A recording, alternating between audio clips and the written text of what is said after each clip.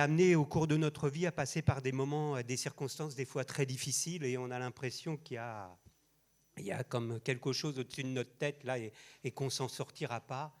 Mais effectivement, comme on l'a rappelé au travers de ces chants, Dieu est fidèle.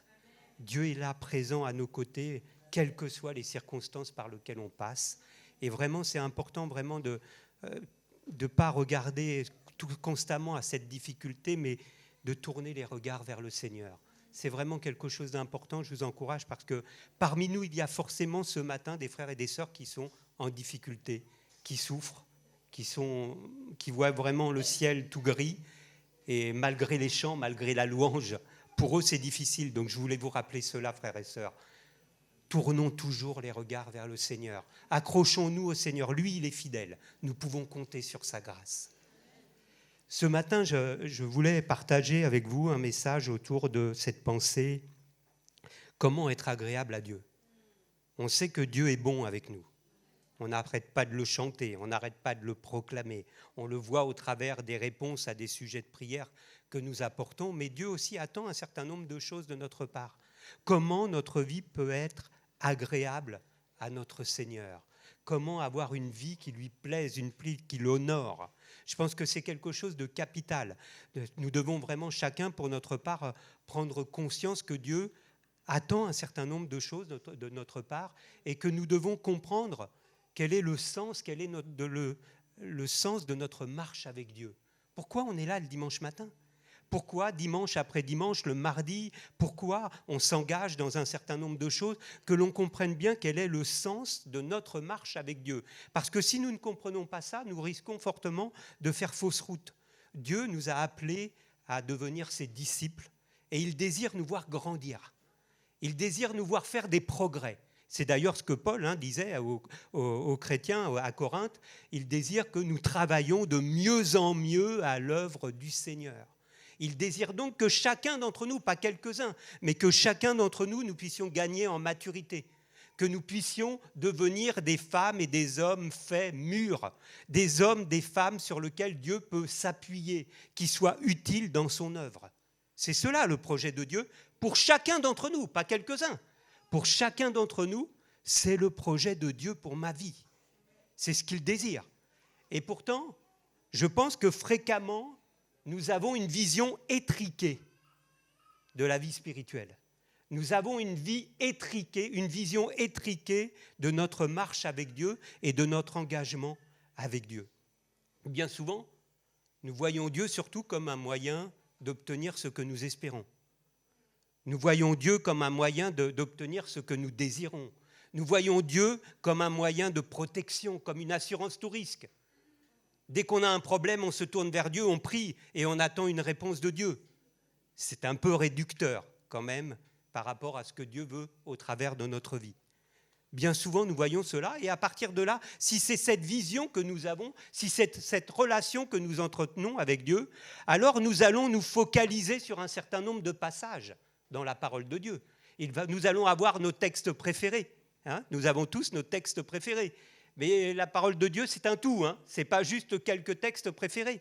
Alors évidemment, on sera capable de dire « Faites connaître vos besoins à Dieu. Déchargez-vous sur lui de tous vos soucis. Dans toutes ces choses, nous sommes plus que vainqueurs. » Il y a des textes comme cela qui reviennent régulièrement. Nous focalisons sur cela. Et curieusement, certains textes fondamentaux sont mis de côté. Des textes vraiment qui sont fondateurs de la vie chrétienne. Bien souvent, ceux-là, c'est rare qu'on les a à l'esprit. C'est rare qu'on les cite. C'est rare que nous appuyions notre engagement sur ces textes-là. Lorsque la foule suivait Jésus, à un moment donné, Jésus s'arrête et il se tourne vers eux, il leur dit « Si quelqu'un veut venir après moi, qu'il renonce à lui-même, qu'il se charge chaque jour de sa croix et qu'il me suive. » Waouh, ça a dû calmer là. Parce que la foule, croyez bien, Jésus le dira quelquefois même, mais vous me suivez parce que je vous ai donné à manger. Vous me suivez parce que je vous ai guéri. Vous me suivez parce que je réponds à vos prières. Et là, d'un seul coup, Ils sont arrêtés dans leur élan et beaucoup vont se retirer, finalement. Parce qu'ils ont compris à ce moment-là que ce qui est demandé, c'est autre chose. Mais c'est ce qui nous est demandé, frères et sœurs. C'est véritablement cela, l'engagement chrétien. Donc faisons attention de ne pas mettre un certain nombre de choses de côté et de focaliser sur un certain nombre de textes. Parce que là, j'ai besoin d'être réconforté. Alors oui, je vais lire un texte, un psaume qui va me fortifier. Bien sûr, on peut le faire. Mais faisons attention de ne pas réduire la pensée de Dieu à quelques pensées que nous avons, des pensées humaines. Alors ce matin, j'aimerais qu'on puisse aller là, sur la montagne, là où Jésus va prononcer son premier grand discours, le sermon sur la montagne. C'est là que Jésus commence son enseignement à l'encontre des disciples. La foule est là, elle suit Jésus partout. Jésus commence à s'installer sur la montagne, il va s'asseoir et toute la foule va s'installer autour de lui. Ils sont là parce que Jésus guérit tous les malades. Ils sont là parce qu'ils ont vu des miracles incroyables. Mais là, Jésus va commencer son enseignement. Par ce premier texte, et c'est ce texte-là que je vais me servir de base ce matin, l'enseignement de Jésus aux disciples sur le sermon sur la montagne commence par ce texte que nous avons appelé les béatitudes. Les béatitudes, Jésus commence ce texte par « heureux »,« heureux ceux »,« heureux les ». Nous allons voir par la suite ce que Jésus va dire ici. Dans les béatitudes, Jésus va inverser les valeurs humaines. Il va inverser tout ce qui a de la valeur pour l'homme. Il va l'inverser. Il va apporter ici un enseignement sur comment être heureux, quel est le secret du bonheur. On est tous amenés à courir après le bonheur. On est tous amenés à espérer quelque chose, à toucher de ce bonheur dans notre vie terrestre qui est si courte finalement. On est amené à rechercher le bonheur. On est attiré par toutes sortes de choses. Les publicités, tout ce que nous pouvons voir autour de nous tourne autour du bonheur finalement. Et là, Jésus nous en donne le secret. Et nous l'avons d'habitude dans notre Bible. Nous avons tout le loisir de le lire, de le méditer, d'essayer de s'en inspirer pour notre vie. Et Jésus, justement, ici, va utiliser. Merci Nazim, j'avais oublié pour le diaporama et il a pris le relais. Super. Donc Jésus, ici, va justement être amené à apporter justement ce secret. Parce que le terme utilisé ici, béatitude, les béatitudes, tout simplement veut dire en latin bonheur. Et dans la version, dans le grec, le mot qui est utilisé nous parle d'un bonheur surnaturel. Un bonheur surnaturel, c'est tout à fait adapté à cela. Parce que nous cherchons une forme de bonheur dans notre vie terrestre, mais Jésus nous parle d'un bonheur surnaturel, le véritable bonheur, celui qui va remplir nos vies, celui qui va remplir notre cœur. Le sermon sur la montagne donc commence par les caractéristiques de la vie du disciple de Christ. Il n'est pas question de commandement. Il n'est pas question d'ordre, il n'est pas question de menace, il n'est question que de paroles douces, que de paroles d'amour. Il est question essentiellement d'une attitude intérieure. Une attitude intérieure qui est le secret du bonheur en Christ. Le bonheur en Christ existe.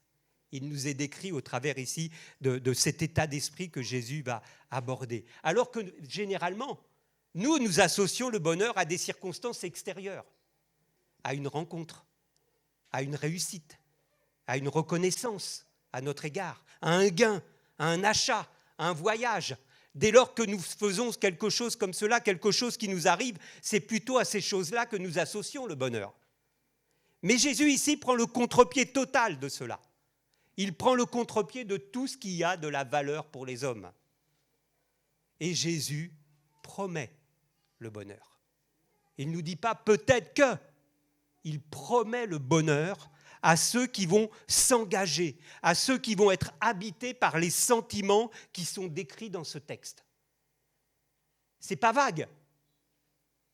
Il nous promet le bonheur. À nous d'ouvrir les yeux, à nous de comprendre ce que Dieu attend de nous. Nous sommes tous ici disciples, appelés à être des disciples de Christ. Nous sommes tous appelés à nous engager dans cette voie. Et à chacune de ces caractéristiques que Jésus évoque, elles sont chacune, l'une après l'autre, accompagnées d'une promesse.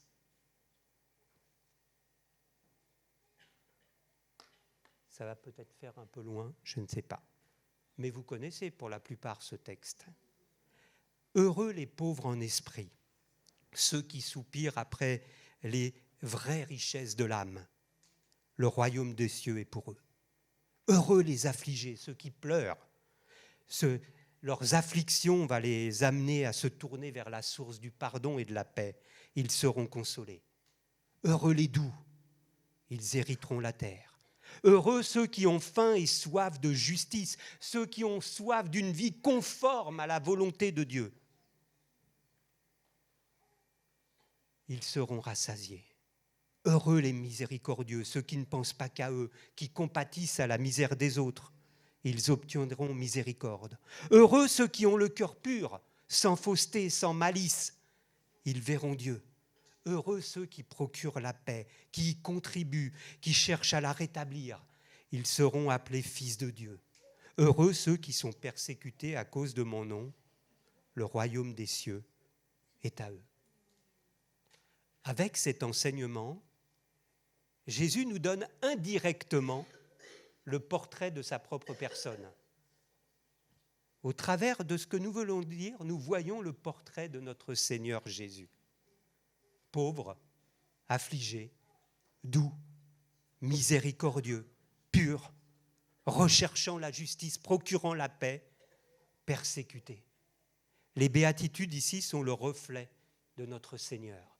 Et nous sommes chacun pour notre part appelés à ressembler à notre Seigneur Jésus. Nous sommes appelés à lui ressembler. Et les béatitudes qui sont écrites ici, en fait, doivent nous aider à comprendre quelle est la vie que nous devons avoir, quelle est l'orientation que nous devons avoir. Nous comprenons au travers des béatitudes ce que Dieu attend de chacun d'entre nous. Quelle est la vie qui va plaire à Dieu? Quelle est l'orientation que nous devons donner à nos choix, à nos décisions, à nos engagements? Qu'est-ce qui va plaire à notre Seigneur? Et nous comprenons au travers de cela quelle est l'orientation que doit prendre notre vie. Et si nous continuons le passage des béatitudes, nous comprenons que c'est en adoptant ces principes de vie que nous deviendrons ce que Jésus cite juste après, au verset suivant. Vous êtes le sel de la terre et la lumière du monde. Nous ne pouvons devenir le sel de la terre et la lumière du monde qu'en adoptant les principes des béatitudes. Les deux sont complètement liés. Le texte se suit.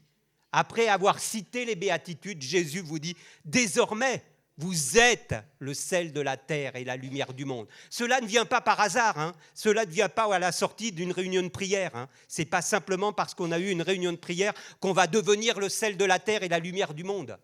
C'est avec une attitude intérieure. C'est avec des principes de vie, c'est avec la pensée de Dieu qui nous habite au jour le jour dans nos relations, dans notre quotidien, que nous pourrons devenir le sel de la terre et la lumière du monde.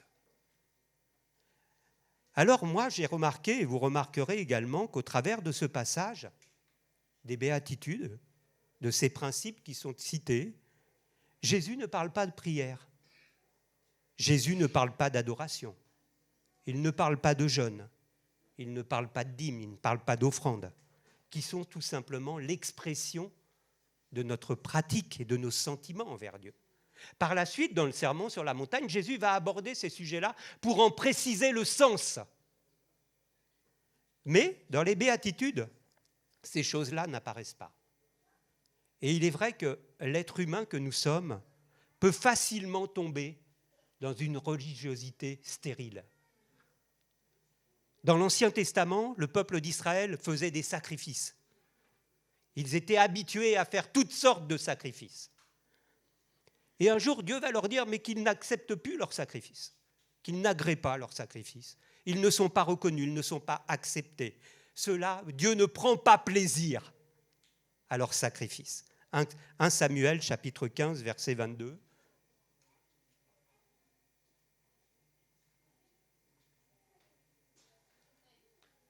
1 Samuel chapitre 15 verset 22, l'Éternel trouve-t-il autant de plaisir dans les holocaustes et les sacrifices que dans l'obéissance à sa voix? Non. L'obéissance vaut mieux que les sacrifices et l'écoute attentive vaut mieux que la graisse des béliers. L'obéissance, notre attitude, notre comportement, notre état d'esprit, notre cœur a plus d'importance que nos pratiques qui peuvent très bien se faire sans aucune reconnaissance, qui peuvent très bien se faire simplement par habitude, qui peuvent très bien se faire même sans amour. Nous pouvons très bien prendre l'habitude de faire un certain nombre de choses pour Dieu, mais qu'il n'y a rien derrière. Il n'y a plus de fond, il n'y a que de l'habitude. Et cela, Dieu n'en a que faire. Comprenons cela. Ce qui plaît à Dieu, ce ne sont pas nos pratiques. Dans un autre domaine, dans le prophète Ésaïe, au chapitre 58, il est question du jeûne. Une autre pratique. Le jeûne est devenu une démonstration physique de notre piété. Un jeûne qui est fait de règles strictes, destinées à mortifier le corps. Alors Dieu va intervenir pour opposer un jeûne à un autre. Et il nous est dit ici, Ésaïe chapitre 58, « Est-ce là le jeûne auquel je prends plaisir ?» Il est bien question de faire plaisir à Dieu. Comment notre vie va faire plaisir à Dieu? Est-ce là le jeûne auquel je prends plaisir? Un jour où l'homme humilie son âme, courber la tête comme un jonc et se coucher sur le sac et la cendre? Est-ce là ce que tu appelleras un jeûne, un jour agréable à l'Éternel? Voici le jeûne auquel je prends plaisir. Détache les chaînes de la méchanceté. Dénoue les liens de la servitude. Renvoie libres les opprimés et que l'on rompe toute espèce de joug. Partage ton pain avec celui qui a faim et fais entrer dans ta maison les malheureux sans asile. Voilà le jeûne qui plaît à Dieu. Pas un jeûne fait de pratiques religieuses, mais un jeûne qui est fait d'actes concrets. Un jeûne où nous avons décidé de changer d'attitude de cœur. Et c'est le cœur qui intéresse Dieu. C'est notre cœur qui intéresse Dieu, pas nos pratiques. Et le texte continue parce que Dieu en précise les effets. Si vous appliquez cela, alors l'effet, c'est que ta lumière jaillira. Ta lumière, il était question tout à l'heure d'être la lumière du monde.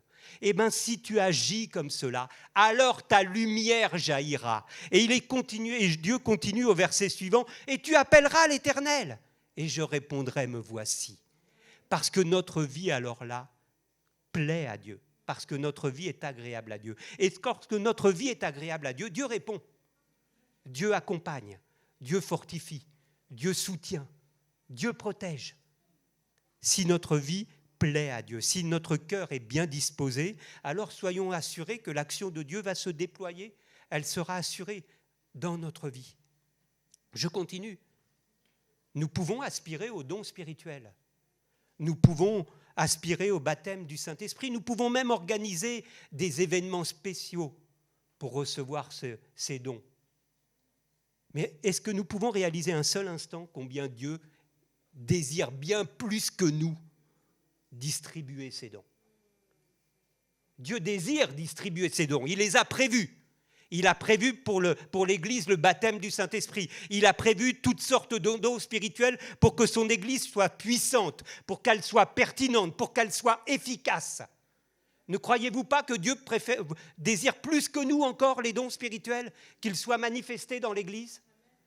Mais ce qu'il faut tout simplement, c'est des cœurs bien disposés. C'est des cœurs qui honorent Dieu, des cœurs qui plaisent à Dieu. Si nous sommes de véritables ambassadeurs de Christ, alors les dons seront distribués. Les dons seront distribués. N'oubliez pas, un seul et même esprit opère toutes ces choses, les distribuant à chacun en particulier comme il veut. Le Saint-Esprit veut distribuer les dons. Mais encore faut-il trouver des cœurs disposés pour le recevoir. Ça ne peut pas être simplement parce qu'une fois dans l'année, au jour de Pentecôte, on va se réunir pour recevoir le baptême du Saint-Esprit. Ça veut dire quoi, frères et sœurs? Mais on plane. Ce n'est pas en faisant comme cela qu'on va recevoir le baptême du Saint-Esprit. Et Dieu, par sa grâce, va distribuer pourtant ses dons ce jour-là. Mais imaginons un peu, c'est toute l'année que Dieu veut utiliser ses dons. C'est toute l'année qu'il cherche des hommes et des femmes qui soient prêts à recevoir les dons spirituels. Mais simplement, faut-il que des cœurs soient disposés pour le recevoir. Encore un autre sujet, un autre domaine. Nous voyons dans les paroles de Jésus au travers de certaines paraboles que Dieu s'intéresse davantage à notre comportement et à notre attitude de cœur qu'à nos exploits spirituels. Vous vous rappelez sûrement de cette parabole du jugement où certains viendront à Jésus pour lui dire « Mais nous avons fait des miracles en ton nom. Nous avons fait ceci, cela, ceci en ton nom. » Et Jésus de leur répondre « Mais je ne vous ai jamais connus. »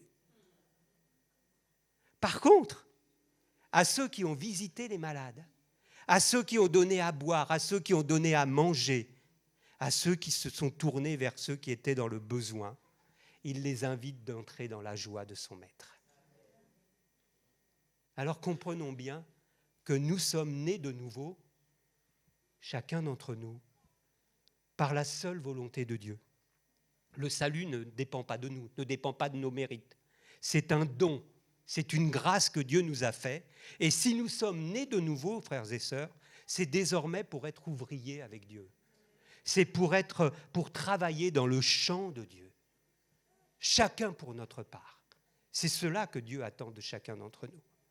Et nous le voyons dans ce texte que vous connaissez bien, dans ce texte de Éphésiens chapitre 2, verset 10, où il nous est dit « Nous avons été créés en Jésus-Christ pour de bonnes œuvres que Dieu a préparées d'avance afin que nous les pratiquions. » Dieu a préparé, c'est Dieu qui est venu toucher nos cœurs. C'est par grâce que nous sommes sauvés, par le moyen de la foi. Et Dieu a touché notre cœur, c'est lui qui est venu nous rencontrer, mais il a un but derrière. Il a un désir, il a quelque chose de prévu pour nos vies, pour chacune de nos vies, et pas juste un événement dans toute une vie. Chaque jour, Dieu a prévu des choses qu'il va placer devant nous pour pouvoir nous utiliser, s'il trouve des cœurs disposés. Et si nous voulons plaire à Dieu, frères et sœurs, mais lisons attentivement la Bible. Prenons notre Bible, qu'elle ne reste pas sur une étagère, ou prenez votre téléphone, si c'est votre téléphone, ou votre tablette, peu importe. Mais prenez-la, lisez-la, méditez-la, votre Bible. Dieu nous a donné sa parole. Une parole que nous disons qui est vivante et efficace. Une parole qui touche les cœurs. Mais lisons-la, cette parole. Ne nous contentons pas de regarder même des messages. Lisons la parole. Dieu veut nous parler individuellement, personnellement.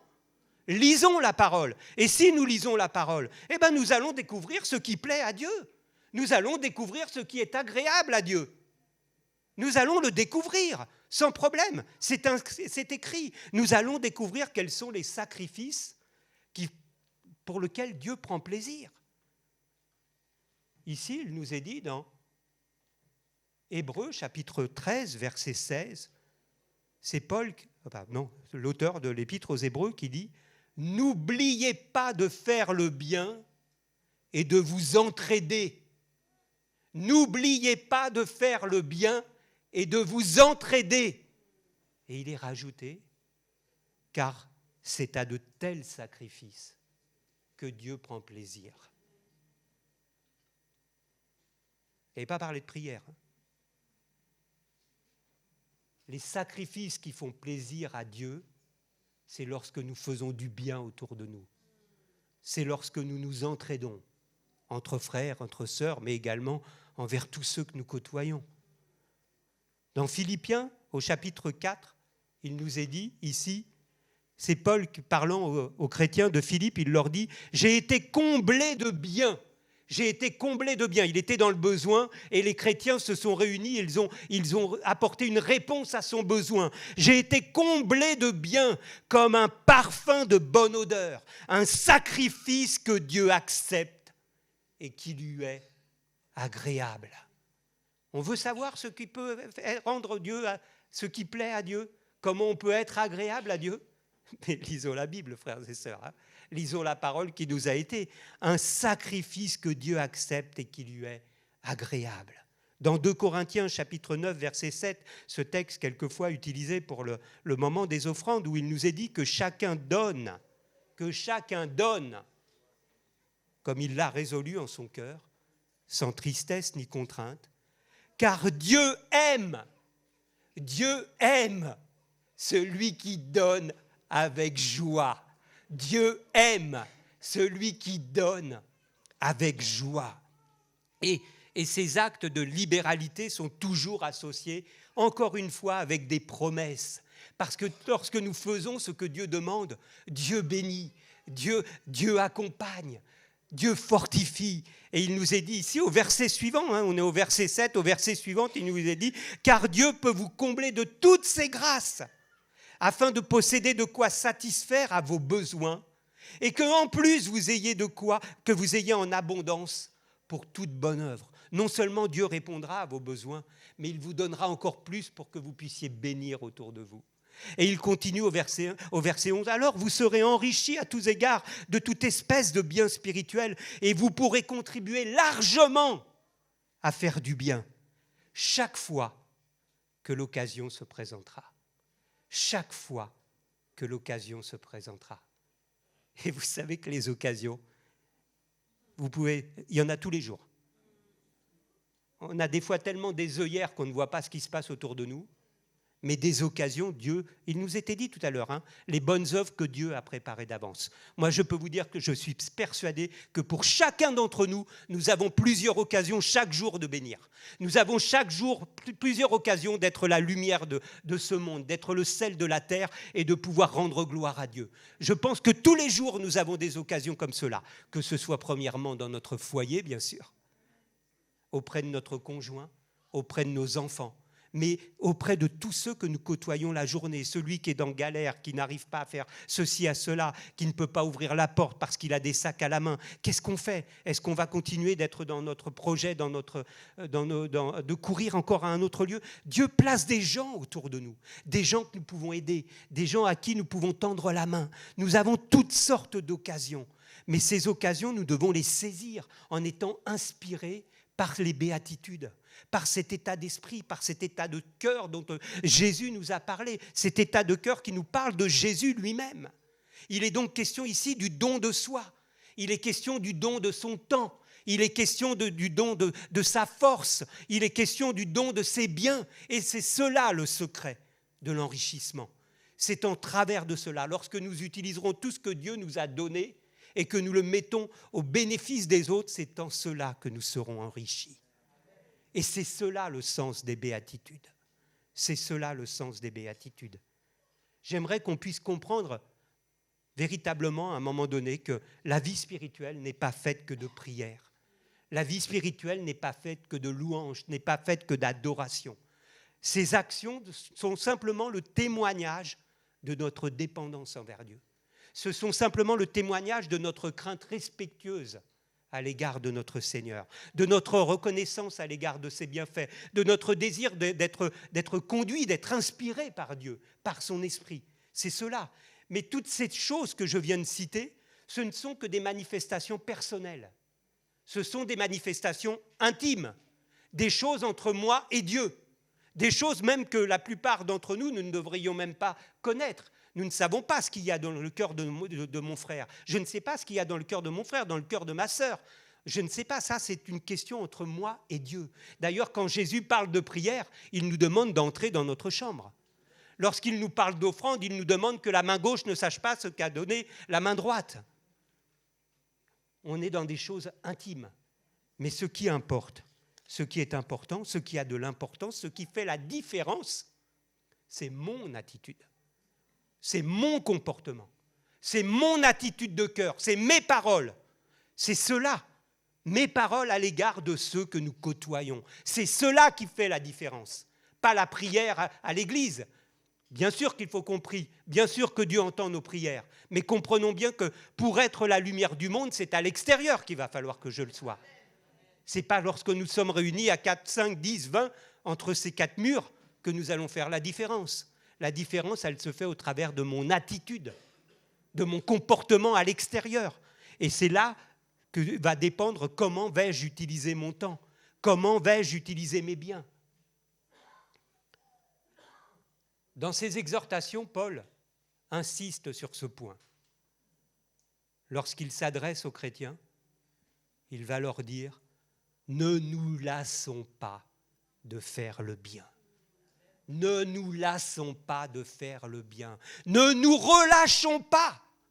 Si nous avons commencé de le faire, ne nous relâchons pas. Pratiquons le bien envers tous et surtout envers les frères, les sœurs. Mais envers tous. Ne nous lassons pas. C'est cela qui importe. Et quand Paul s'adresse à Timothée, ce serviteur, ce jeune serviteur de Dieu, il lui donne un conseil. Recommande-leur de faire du bien. Recommande-leur de faire du bien, d'être riche en bonne œuvre, d'avoir de la libéralité, d'avoir de la générosité, de s'amasser pour l'avenir un trésor. Voilà les recommandations que Dieu donne, que Paul donne en tant qu'apôtre aux églises, aux serviteurs de Dieu. Voilà les recommandations qu'il leur donne pour que les chrétiens comprennent ce que Dieu attend, ce qui est agréable à Dieu, ce que Dieu veut voir au travers de nos vies. Et je trouve ça particulièrement frappant lorsque on oppose ces deux rencontres que Jésus va faire, le jeune homme riche et Zachée. Vous vous rappelez peut-être de ce texte, ce jeune homme riche qui décide de lui-même d'aller voir Jésus. Ce n'est pas Jésus qui est venu à lui, c'est le jeune homme qui a été voir Jésus pour lui poser des questions. Il voulait être conforté dans sa position. Et cet homme va lui demander ce qu'il doit faire pour hériter la vie éternelle. Et Jésus va lui donner les commandements. Et ce jeune homme va pouvoir être capable de lui dire « Mais j'ai accompli toutes ces choses depuis ma jeunesse !» Sur le plan de la pratique religieuse, il est parfait. Au niveau des prières, au niveau des dîmes, au niveau de la louange, au niveau de tout ce qui est demandé par la pratique religieuse, il est parfait. Parfait, il est au top niveau, on ne peut pas faire mieux. Il a tout accompli. Mais lorsque Jésus lui demande justement d'entrer dans l'état d'esprit des béatitudes, lorsqu'il lui demande d'utiliser une partie de ce qu'il a, une partie de ce qu'il a reçu de la part de Dieu, il est incapable de le faire, il est complètement bloqué. Bloqué. Il ne peut plus bouger. Il ne peut plus réagir. Il est bloqué. Intellectuellement, là, ça a bugué dans son cerveau, c'est fini. Il est bloqué. C'est terminé. Il ne peut plus sortir de ça. Et il nous a dit, le texte nous dit, il est reparti. Tout triste. Tout triste. C'est dommage d'avoir appliqué toutes ces choses pour en arriver là. Et puis nous avons tout le contraire. Zachée, le publicain, cet homme un peu considéré comme un voleur, on le voit d'ailleurs parce qu'au travers de sa réaction, on comprend qu'il avait dû faire des choses qui n'étaient pas honnêtes. Et cet homme, par contre, qui est décrié, qui est détesté sûrement par le peuple, va faire une rencontre avec Jésus. Une rencontre cœur à cœur. Une rencontre où véritablement il va comprendre ce qu'est le message de l'Évangile. Où il va comprendre c'est quoi la bonne nouvelle. Il va la recevoir pour lui. Son cœur va être transformé. Et à partir de là, il va pouvoir dire à Jésus, désormais je vais donner la moitié de mes biens. La moitié de mes biens. Et à ceux à qui j'ai fait du tort, je vais leur donner 4 fois plus que ce que je leur ai pris. Cet homme est transformé, il est rentré dans les béatitudes. Il est rentré dans l'état d'esprit des béatitudes. Cet homme est transformé. Il est heureux. Il est heureux. Il est joyeux. Il a rencontré Jésus. Il a trouvé le bonheur, le vrai bonheur. Je peux vous assurer que le jeune homme riche était riche, mais il est malheureux. Zachée était malheureux. Il était détesté de tous désormais. Il a trouvé le bonheur. Parce que justement, il est entré dans l'état d'esprit des béatitudes. Donc juste pour conclure, frères et sœurs, nous sommes disciples de Christ, nous sommes appelés à être le sel de la terre et la lumière du monde. Personne d'autre que les enfants de Dieu ne peuvent le devenir. Personne d'autre. C'est notre mission sur la terre.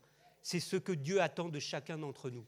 Mais comprenons bien que nous ne pourrons pas devenir le sel de la terre et la lumière du monde simplement en restant entre nous, entre 4 murs.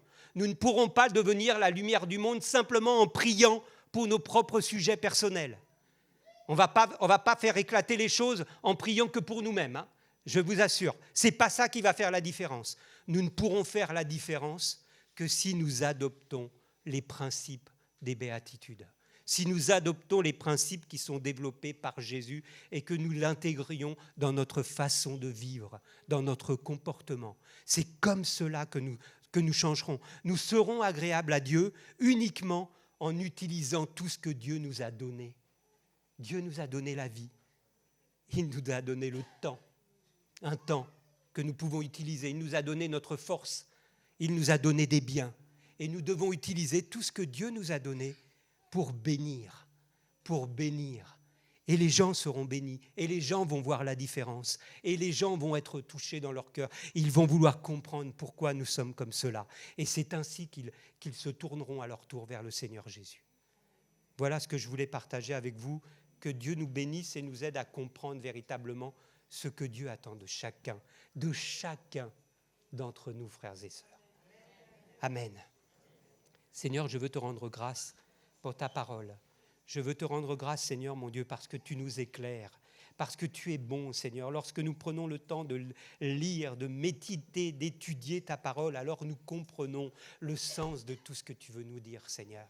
Les choses s'éclairent et nous sommes encouragés, nous sommes fortifiés. Tu nous montres la voie, tu nous montres le chemin. Je te prie de bénir chacun de mes frères et sœurs ici présents, Seigneur, de visiter chacun par ton esprit, Seigneur, et de toucher les cœurs, d'ouvrir les esprits, Seigneur, d'ouvrir nos yeux, d'ouvrir nos oreilles pour que nous puissions véritablement saisir ce que tu attends et que nous puissions le mettre en œuvre. Là même cet après-midi, parce que de nouvelles occasions vont se présenter pour chacun d'entre nous. Bénis ton Église, bénis tes enfants. Amen.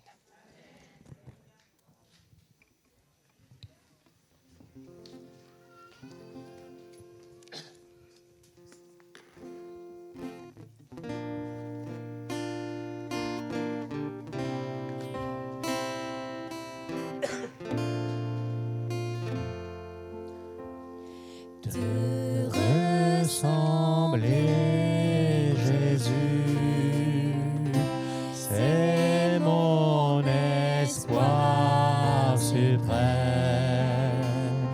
Penser, agir, aimer, toujours plus comme toi.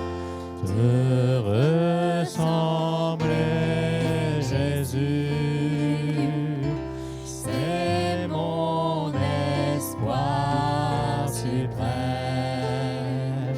Par ton esprit en moi, semblable à toi.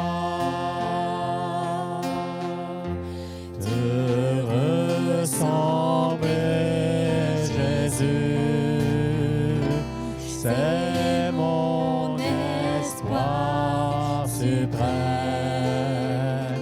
Penser, agir, aimer, toujours plus comme toi. Te ressembler, Jésus, c'est mon espoir suprême. Par ton esprit en moi, semblable à toi.